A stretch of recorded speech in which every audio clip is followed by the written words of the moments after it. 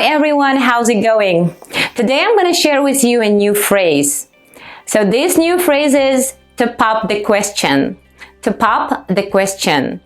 So to pop the question means to ask someone to marry, usually from the male to the female. And pop the question.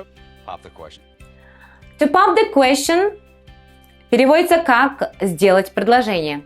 Обычно парни делают девушкам предложение, да? И именно когда мы описываем этот процесс, мы говорим to pop the question. To pop the question фразасы қандай да бір қызға ұсыныс жасаған кезде қолданылады. Яғни отбасын құрайық, маған күйеуге шық деген сияқты ұсыныс жасау процесін сипаттау үшін қолданылатын фраза. To pop the question. For example, Ayjan was delighted when Urken eventually popped the question.